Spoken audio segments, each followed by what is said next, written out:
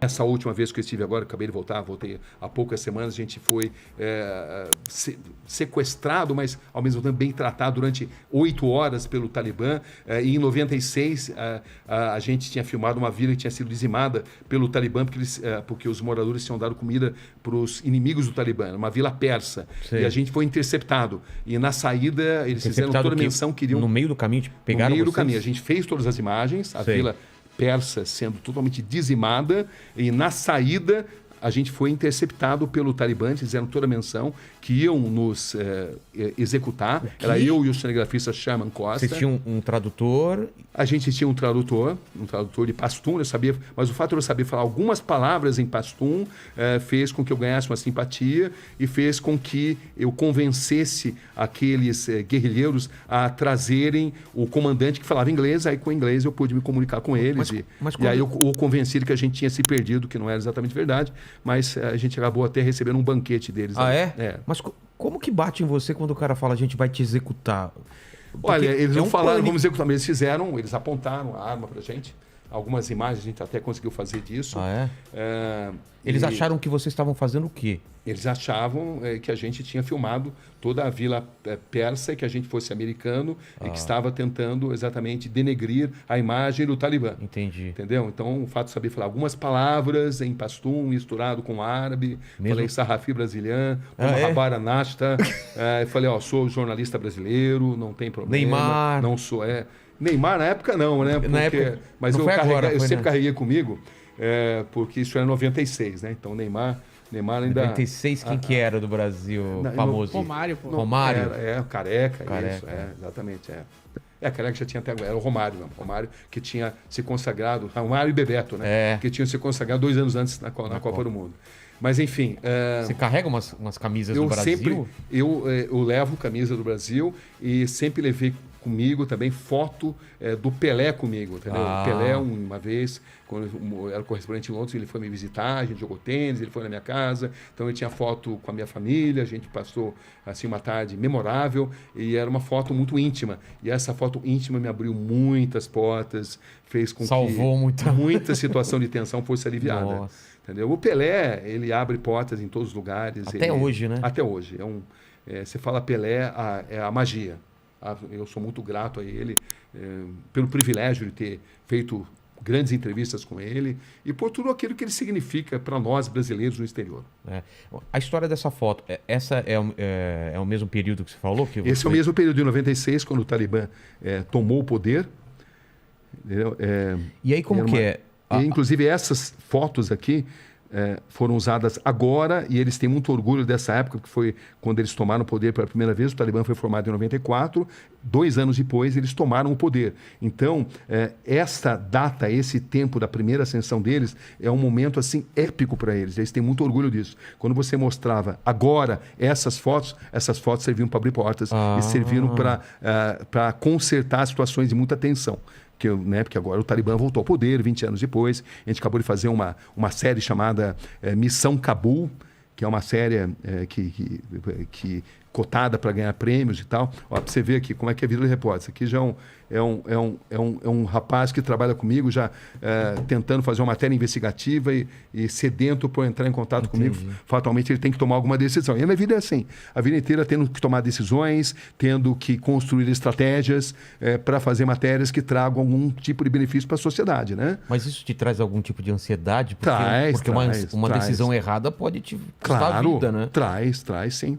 Nesse caso, Mas também traz assim um sentido de recompensa muito grande quando você consegue ajudar a promover justiça.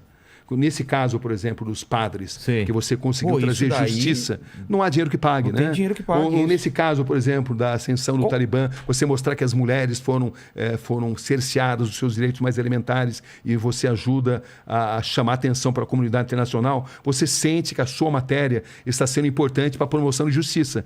E não existe sentido na nossa profissão se a gente não ajudar de alguma forma a promover justiça, né? Pelo menos é assim que eu encaro a profissão. E fazer uma transformação. Foi nessa ida que você mostrou os caras sem orelha? Que eles cortavam a orelha ou não? Cortava a orelha, foi no Iraque. No Iraque? Foi 2 anos antes. Um ano antes. Tinha essa história, mas no Iraque não era... foi em 95. Havia uma grande lenda. O governo de Bagdá, o Saddam Hussein, o Tariq Aziz, que era o vice-primeiro-ministro, o homem que aparecia para a imprensa internacional, dizia, desafiava jornalistas internacionais a provarem que eles cortavam a orelha daqueles iraquianos que ousassem se negar a servir o exército. Entendeu? Isso sempre circulava, mas eles desafiavam jornalistas a provarem isso. E nós conseguimos provar. Eu vi essa cena. Isso.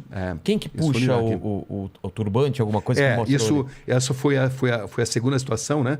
Porque, na verdade, eu fui beneficiado pelo fato de que a gente estava ali em Bagdá, com o Saddam Hussein, e 24 horas por dia, monitorados pelos agentes do Saddam. Eles estavam do lado? Eles estavam lá, eles sabiam tudo onde a gente estava, o que a gente estava fazendo. Quando você apontava a câmera, o cara falava aqui pode, aqui não pode? Exatamente. Então, como é que eu ia, por exemplo, para Saddam City, onde estava a grande maioria silenciosa, né? Porque é o seguinte, internacionalmente, os xiitas são minoria. Tá. Os sunitas são maioria. Mas os xiitas, no Iraque, eles são maioria. Uma maioria que jamais conseguiu deter o poder.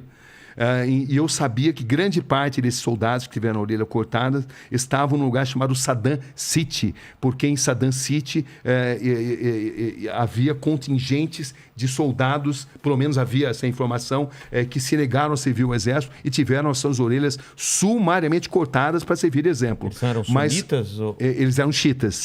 Xiitas, exatamente. Eram o Saddam Hussein sunita. O Saddam Hussein sempre perseguia os sunitas. No Iraque são minoria. Tá. Entendeu? Mas eles sempre tiveram muito próximos do poder. Era uma minoria que sempre deteve um poder econômico maior. Tá. Entendeu? Os sunitas, se você considerar o islamismo internacional, são maioria. Mas dentro do Iraque, os xiitas são maioria. Tá. Né? Esses xiitas são apoiados pelo Irã, que é um país xiita, por exemplo. Né? Bom, mas enfim, e a gente tinha que ir para Saddam City, onde estavam os soldados. Eu sabia que haveria uma grande chance. Mas como é que eu ia fazer para ir sendo seguido dia e noite pelos soldados do Saddam Hussein? Aí como é que eu consegui? Ficamos sabendo que havia chegado assim um grupo de jornalistas americanos. E não havia agentes suficientes para monitorar americanos e brasileiros. Então, o sabedor disso falou assim, olha, a gente está meio doente aqui, meio cansado, e também a gente está afim de jogar tênis, entendeu? Para relaxar um pouco. Então, a gente vai num outro hotel que tem quadra de tênis, e lá a gente vai jogar tênis, tá bom? Tudo bem? Então, eles já até gostaram, porque eles não teriam como seguir a gente e os americanos ao mesmo tempo. Então, o que eu fiz? Eu e o cinegrafista Fernando Pelégio, que era o cinegrafista que estava comigo lá, a gente botou a câmera dentro de uma raqueteira de tênis e fomos para esse hotel onde havia uma quadra de tênis. Tá. Entendeu? Então vocês foram realmente para o hotel? Fomos para esse hotel. Tá. Chegamos até simular e para quadra de tênis. Quando a gente se sentiu seguro... Não tem ninguém seguindo. A gente tratou de identificar um motorista que eu tinha informação que fazia ponto ali naquele hotel. Entendeu? Que era o Hotel Sulemânia. Meu coração já está acelerado só de você contar essa história. Né? Porque o que acontece é que a gente entrou no primeiro...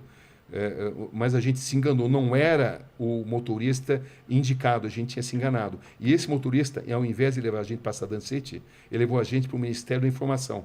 Pô. Aí no Ministério da Informação, o que você queria para Saddam City? Não, eu falei, Saddam City não. A gente queria ir para o Ministério da Informação do Saddam, entendeu? A gente queria vir para cá justamente. Entendeu? A cidade, né? Deu um Miguel ali, eles acreditaram e tal. Aí a gente voltou para lá. Quando voltamos para lá... Para o primeiro hotel? Para o primeiro hotel onde a gente ia jogar tênis. Tá. Entendeu?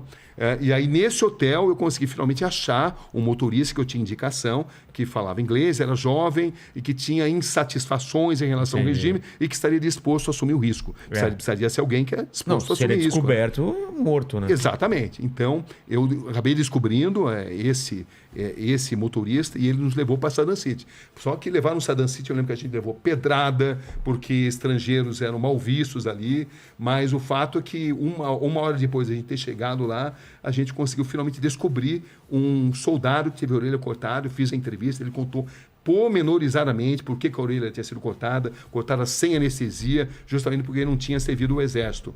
E aí, pra você ver como é que são as coisas, né? A imagem que você viu, que a gente estava na confluência do rio Tigre e Eufrates. 3 dias depois... Não é desse dia. Não é desse dia. Um outro dia depois, a gente estava na confluência e eu notei que tinha ali o barqueiro que não tirava o turbante de jeito nenhum. Aí eu cheguei nele lá e eu falei, fiz um sinal. A hora que o tradutor, que era ligado ao regime do Saddam Hussein, estava distante, entendeu? Porque a gente foi para o meio do rio, e o tradutor ficou lá. Eu falei que eu precisava fazer uma passagem e o barco não cabia mais gente. Entendeu, não? Porque o tradutor era deles, né? E aí, meio por sinais, eu expliquei para ele contar a história. E aí ele tirou o turbante, contou a história. Eu tive que traduzir depois. E aí era a história da mesma coisa. Mesma coisa. Não quis servir. Não quis servir o exército, a orelha foi cortada, não teve anestesia. E a família passou a ser perseguida. E o mais interessante é que eu lembro entrevistando o Tariq Aziz, o vice-primeiro-ministro, ele falou assim, eu desafio você a encontrar essas pessoas. Onde estão essas pessoas?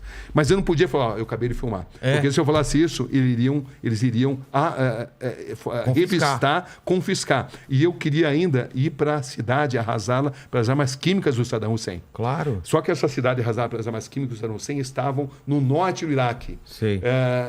E você não consegue entrar, você não conseguia na época entrar no norte do Iraque, no Kurdistão, pelo próprio Iraque, porque os agentes do Saddam Hussein não deixavam. O que você tinha que fazer? Você tinha que sair do Iraque, ir para a Jordânia, da Jordânia ir para a Turquia, e da Turquia você conseguia, ali pelo sul da Turquia, lá por Diyarbakir, que é um grande reduto, né, ali dos curdos, você conseguia entrar por ali numa área que era mais monitorada pelos curdos do que pelos próprios agentes do Saddam. Mas para você entrar ali, você precisava de um visto. Mas ali eu tive uma grande sorte. Repórter precisa ter sorte também.